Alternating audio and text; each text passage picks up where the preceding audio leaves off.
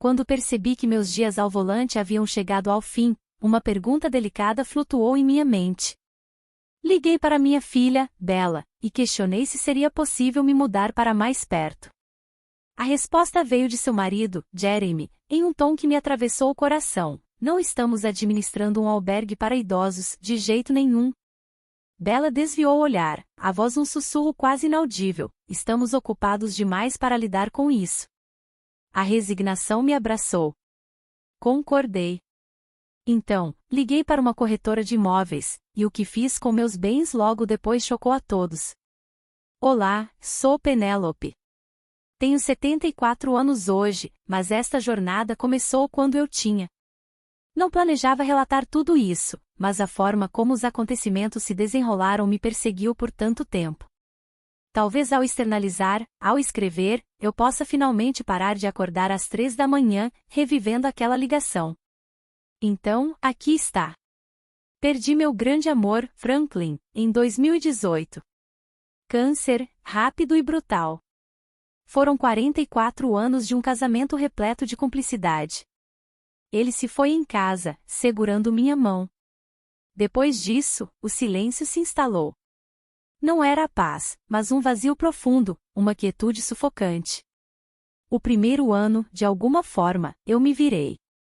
Cuidei da casa, do jardim, paguei as contas e frequentei a Veteranos Unidos às sextas-feiras. Trocava algumas palavras com os vizinhos, mas minhas mãos, castigadas pela artrite, começaram a me incomodar. Meus olhos, principalmente à noite, já não eram os mesmos. Certa manhã, em uma manobra para sair da garagem, bati em uma caixa de correio. Aquele susto me gelou a espinha. No dia seguinte, guardei as chaves em uma gaveta e nunca mais as toquei. Foi ali que a vida começou a ficar complicada. Vivo no interior. O supermercado mais próximo fica a 20 minutos de carro, e não há transporte público nem aplicativos por aqui.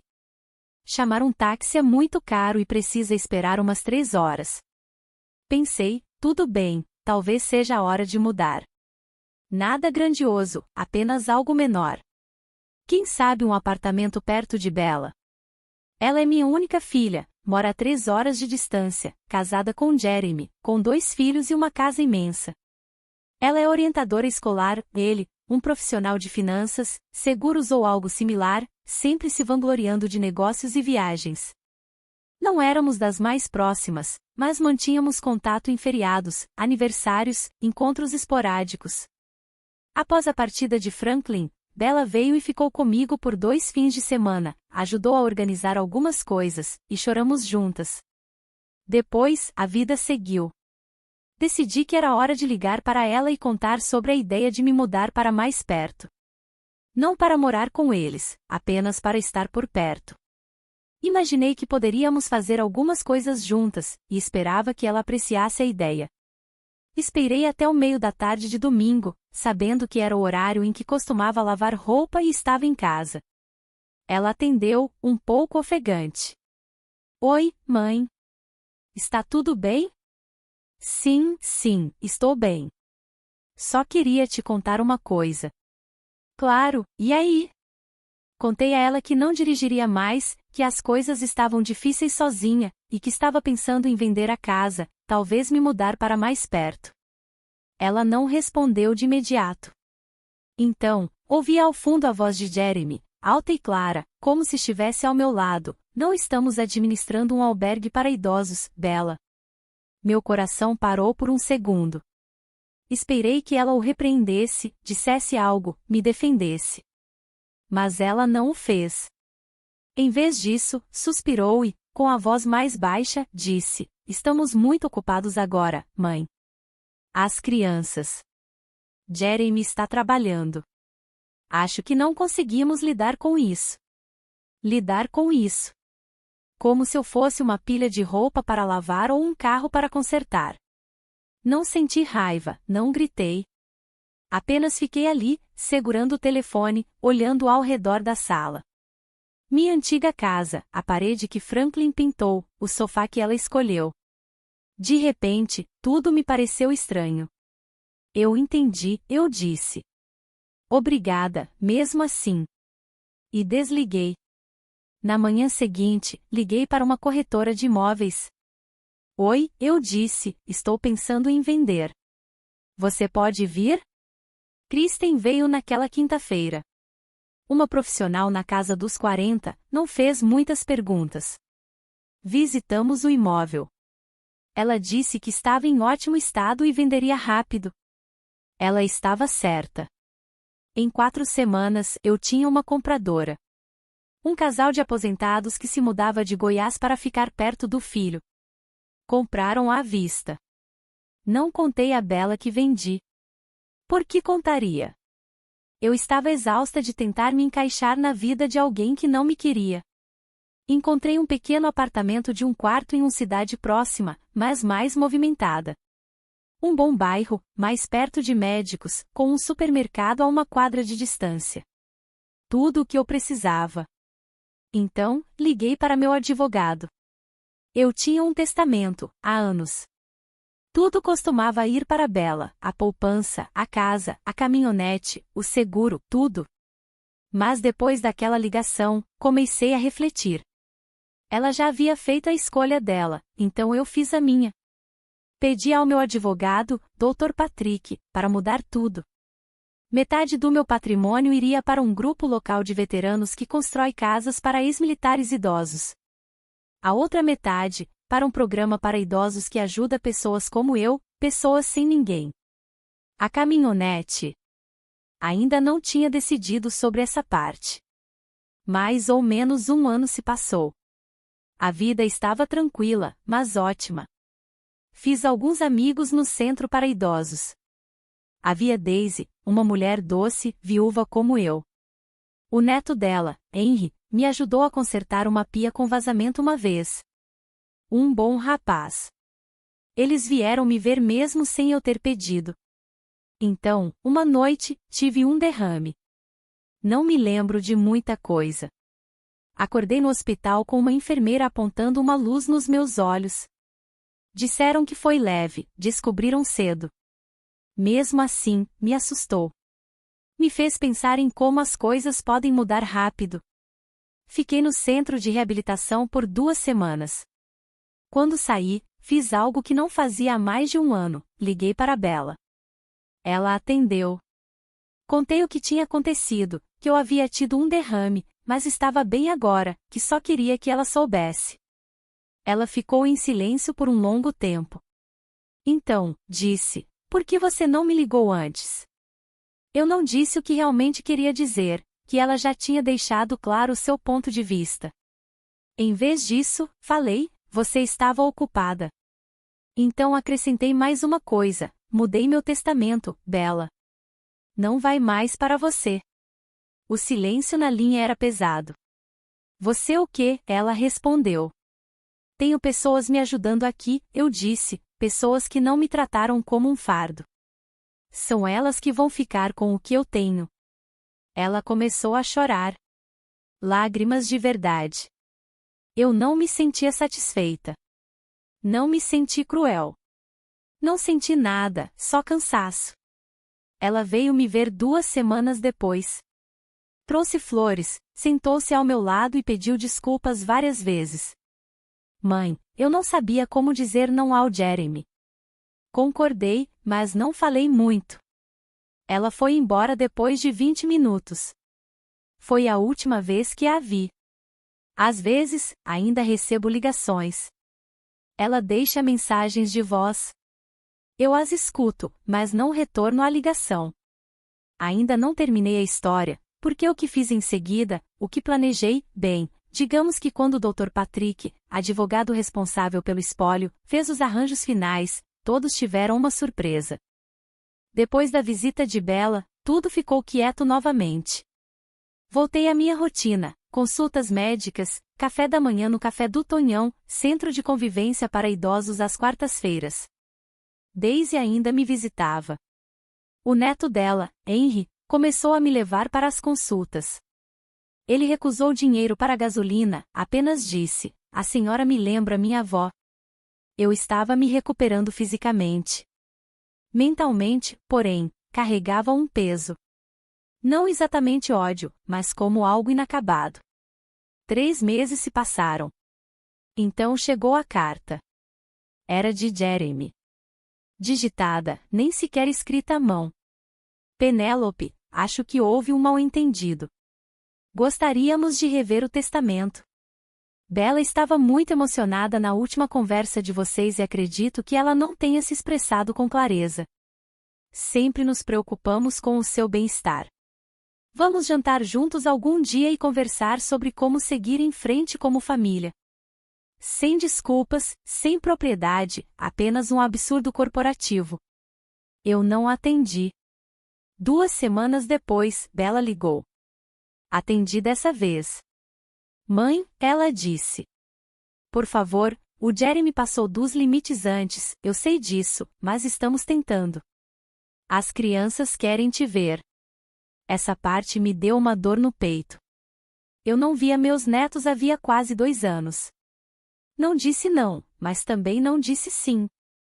Ela tentou de novo. Estávamos pensando que talvez você pudesse se mudar para uma dessas casas de repouso perto da gente. Poderíamos nos visitar nos fins de semana. Quase ri. Eles não me deixavam morar perto deles, mas agora que farejavam dinheiro, estavam felizes em me colocar em algum lugar próximo, desde que não tivessem que lidar comigo mesmos. Vou pensar no assunto, eu disse. Mas o que fiz em seguida foi ligar para meu advogado. Podemos tornar o espólio ainda mais rígido? Perguntei. À prova de balas, ele disse que sim. Reescrevemos tudo de forma tão rígida que nem um bando de tubarões famintos conseguiria rasgá-lo. Dei minha caminhonete a Henry. Não estava no testamento, simplesmente assinei o título de propriedade. Tá falando sério, ele disse, com os olhos arregalados. Sério mesmo, eu respondi. Você fez mais por mim em 6 meses do que algumas pessoas fizeram numa vida inteira. Daisy descobriu e tentou me dar uma caçarola para agradecer. Eu disse que poderia me agradecer se me deixasse ensiná-la a jogar pôquer na quinta-feira seguinte. Então, outra reviravolta aconteceu. Eu estava no meu apartamento quando recebi uma ligação da recepção. Uma mulher estava lá embaixo, pedindo para subir. Não disse o nome. Eu neguei. 2 horas depois, alguém bateu na minha porta. Era Bella. Sem maquiagem, cabelo preso, parecia que não dormia há dias. Desculpa, disse ela no segundo em que abri a porta. Eu nunca deveria ter deixado ele falar com você daquele jeito. Ela entrou sem esperar. Mãe, estou com medo. Estamos em apuros. O Jeremy perdeu muito dinheiro em alguns negócios. Ele não admite, mas acho que está perto da falência. Lá estava o verdadeiro motivo. Ela tentou me abraçar. Eu não me mexi. Não estou aqui por dinheiro, sussurrou ela. Juro que eu simplesmente errei. Sentei-me, deixei-a falar. Ela chorou, contou que a casa deles estava submersa, que Jeremy estava apostando, e tentando esconder isso com perdas em investimentos. Quanto ele perdeu? Perguntei. Mais de $400 mil. Soltei um assobio baixo. Ela se encolheu. Não disse nada por um tempo, apenas fiquei olhando para a TV, que não estava ligada. Então perguntei, você veio aqui para me pedir ajuda? Ela desviou o olhar, não respondeu. Não exatamente. Assenti lentamente. Levantei-me, fui até a cozinha e me servi de um copo d'água. Bella, eu disse, passei a vida inteira protegendo você, dando tudo que eu tinha. Quando precisei de ajuda, tudo o que pedi foi para estar perto de você. Não para morar com você, nem para pedir dinheiro emprestado. Só para não ficar tão sozinha. Ela começou a chorar de novo. Eu não a impedi. Não sei se vou te perdoar, eu disse. Ainda não. Talvez nunca. Eu sei, ela sussurrou. Depois foi embora. Na manhã seguinte, Jerry me ligou. Eu não atendi. Ele deixou uma mensagem de voz, disse que queria esclarecer as coisas. 2 dias depois, descobri uma novidade. Jeremy estava tentando entrar em contato com meu advogado. Ele apareceu no escritório e pediu uma reunião para discutir ajustes familiares. A recepcionista o dispensou. Meu advogado, Dr. Patrick, me ligou logo depois. Você fez bem em fechar isso, disse ele. E agora eu tinha certeza de que não se tratava de culpa, era ganância. Mas eu ainda não tinha terminado, porque tinha mais uma ideia, mais uma jogada. E isso garantiria que eles nunca vissem um centavo, mas viriam o que perderam. 2 semanas depois da visita de Bella, bateram à minha porta. Era Daisy. Ela tinha uma expressão preocupada. Você pode se sentar, disse ela. Acabei de encontrar sua filha na farmácia. Levantei uma sobrancelha. O que ela estava fazendo ali? Perguntou ao farmacêutico sobre suas receitas. Aquilo me atingiu em cheio. Nunca dei o nome da minha farmácia para Bella. Nunca contei nada a ela sobre meus remédios. Ela não me visitou nenhuma vez enquanto eu me recuperava do derrame. Mas agora estava subitamente preocupada com minhas receitas. Disse que estava verificando se havia interações perigosas nos meus medicamentos. Mas não foi sutil. Parecia mais que ela estava procurando informações. Agradeci a Daisy e fiquei pensando nisso pelo resto da tarde. Por volta das 18 horas, liguei para a farmácia. Pedi que colocassem um cadeado de privacidade no meu arquivo e dei uma lista de nomes que não deveriam receber nenhuma informação sobre mim em hipótese alguma. Bella e Jeremy estavam no topo da lista. No dia seguinte, recebi uma ligação do síndico do prédio. Ele disse que alguém estava tentando fazer perguntas sobre mim no saguão, sobre minha saúde, se eu recebia visitas, se eu tinha parentes listados para caso de emergência. Não dei nenhuma informação a ela, ele me disse, mas achei que você deveria saber. Eles estavam circulando, não porque não me viam, mas porque esperavam que eu caísse morta e deixasse o cofre destrancado. O que eles não sabiam é que eu não estava apenas trancando, eu estava transformando a coisa em uma mina terrestre. Naquela semana, conversei com meu advogado novamente. Perguntei a ele quais eram as opções legais para deixar uma declaração em vídeo como parte da execução do meu testamento. Ele sorriu e disse, é bem possível. Já preparamos tudo. Filmamos no escritório dele. Uma tomada sem roteiro, só eu olhando para a câmera. Não gritei, não insultei. Apenas contei o que aconteceu quando pedi ajuda, o que ouvi Jeremy dizer ao fundo, o que Bella não disse, o que aconteceu em seguida, e por que tomei as decisões que tomei. E então eu disse isso, se você está assistindo, significa que eu fui embora. O que significa que é tarde demais para fingir. Você teve a chance de ser minha filha quando eu precisei. Em vez disso, deixou seu marido me tratar como uma velha vira-lata e virou o rosto. É por isso que você não vai ganhar nada. Nem dinheiro, nem bens, nem segundas chances. As pessoas que me apoiaram quando era preciso, foi para lá que tudo foi parar. Você vai receber uma carta. Pronto. Inclinei-me para a frente, olhei para a câmera e disse, da próxima vez que alguém lhe pedir ajuda, espero que pense neste momento. Espero que fique na memória. 1 mês depois, recebi um pacote de um remetente desconhecido. Dentro havia um panfleto brilhante, um centro de bem-estar com aparência de luxo falso.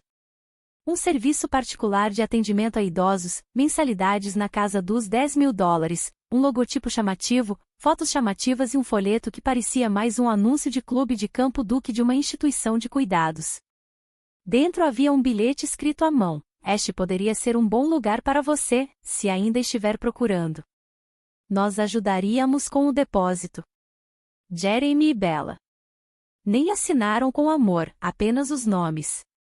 Não respondi. Em vez disso, tomei outra atitude. Entrei em contato com o jornalista local que escreve uma pequena coluna sobre cuidados com idosos, distanciamento familiar e planejamento para o fim da vida. Contei a ele a minha história, cada detalhe. Omiti os nomes, mas contei os fatos e o que fiz com meu patrimônio. Ele publicou a coluna intitulada, O que minha filha me ensinou sobre morrer sozinha e viver nos meus termos. A coluna ganhou força. Foi compartilhada no Facebook centenas de vezes. O Centro de Idosos postou no mural. A Veteranos Unidos imprimiu cópias para a sala de espera. Henry veio e disse: "A senhora meio que viralizou." Eu só assenti. Então, uma semana depois, recebi uma mensagem de voz de Bella. A voz dela estava trêmula. "Mãe, eu li o artigo. Alguém me encaminhou. Eu não sabia que a senhora ia fazer algo assim." Isso me disse tudo. Ela não lamentava que eu tivesse vivido aquilo, estava chateada porque as pessoas soubessem. "Eu só quero conversar", disse ela. "Por favor, me ligue de volta." Não liguei, porque ainda não tinha terminado. Eu tinha uma última surpresa planejada. Algo que ela nunca previu, não só para ela, mas para o Jeremy também. E quando a situação começasse, eles entenderiam exatamente como é ser tratado como um problema. Um mês depois que o artigo circulou, comecei a receber cartas e e-mails também, embora eu não os use muito. Mensagens de estranhos, alguns mais velhos, outros mais jovens, me agradecendo por dizer a verdade, por falar quando ninguém mais o faria. Uma mulher disse que sua filha parou de ligar para ela depois da primeira cirurgia cardíaca. Outro homem contou que o filho só o visitava para perguntar sobre herança. Percebi quantas pessoas passam pela mesma coisa que eu, esquecidas, ignoradas, usadas. Foi aí que tomei a decisão final. Veja bem, eu nunca contei a Bella sobre a fundação. Depois que alterei meu testamento, comecei a construir algo com o Dr. Patrick, um amigo do Centro de Idosos que era contador de uma organização sem fins lucrativos. Criamos o Fundo Estrela Guia, em homenagem à minha falecida esposa. É um fundo privado de caridade criado para apoiar idosos que foram abandonados pela família. Tornamos isso público há apenas alguns meses. A imprensa local noticiou, alguns programas de rádio ligaram para perguntar se eu daria uma entrevista. Mantive segredo até terminar o problema. Listamos Jeremy e Bella pelo nome na matéria da fundação, não para humilhar, mas para explicar por que esse fundo precisava existir. Dissemos a verdade. Eles não aceitaram bem. Bella apareceu na minha porta uma semana depois. Eu podia ouvi-la chorando antes mesmo de abri-la. "Mãe, por favor, eu imploro. O Jeremy perdeu o emprego. Estão indo atrás da casa. Estamos nos afogando. As crianças não entendem o que está acontecendo, acham que a senhora está brava com elas." Essa doeu. Eu amava meus netos, mas não ia deixar a culpa me puxar de volta para o fogo. "Por que você está aqui agora?" perguntei. Ela olhou para cima, com os olhos vermelhos. "Porque não temos para onde ir." Assenti lentamente. Abri mais a porta, não para deixá-la entrar, apenas para que ela pudesse ver como eu estava agora, mais magra, mais lenta, mas ainda de pé. "Você já teve alguém", eu disse, "mas quando pedi para ficar perto de você, você se afastou. Agora você quer ficar perto de mim por causa do que eu tenho." Ela escondeu o rosto nas mãos. "Desculpa", sussurrou. "Eu acredito em você", respondi, "mas isso não muda o dano." Então eu disse a ela algo que exigiu cada gota de força que eu tinha: "Estou fazendo uma última doação." Já foi aprovada. Uma doação de $200 mil para um programa local que ajuda mães solteiras a cuidar de seus pais idosos.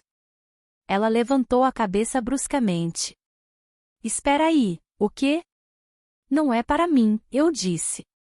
"É para mulheres que fizeram o que você não fez. Mulheres que abriram o espaço." Ela desabou ali mesmo na escada. Deixei-a chorar, mas não a consolei.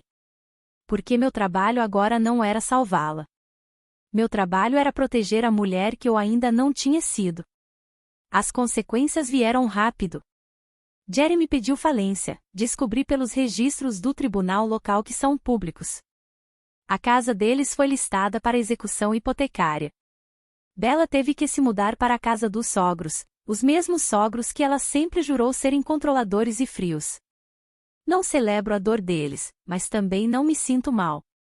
Eles nunca foram feitos para serem punidos, foram feitos para aprender. E aprenderam. Recebi um cartão da minha neta, Hope, 6 meses depois. Apenas um desenho num bilhete. Mamãe diz que você está brava. Sinto sua falta. Foi isso que me quebrou. Guardo esse cartão na minha gaveta. Talvez um dia eu entre em contato com ela diretamente. Talvez. Mas ainda não, porque a verdade é que ainda estou me recuperando. Henry vem me visitar toda semana. Trabalhamos com rádios antigos na garagem que alugo perto do meu apartamento. Daisy traz sopa quando meus joelhos doem. O grupo da Veteranos Unidos batizou uma ala do novo projeto habitacional em homenagem a mim e a Franklin.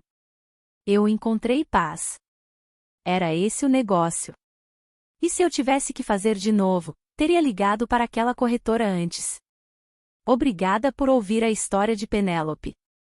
Se você gostou desse vídeo, por favor curta e compartilhe para nos apoiar a trazer mais histórias emocionantes, e se inscreva no canal para não perder nenhum lançamento.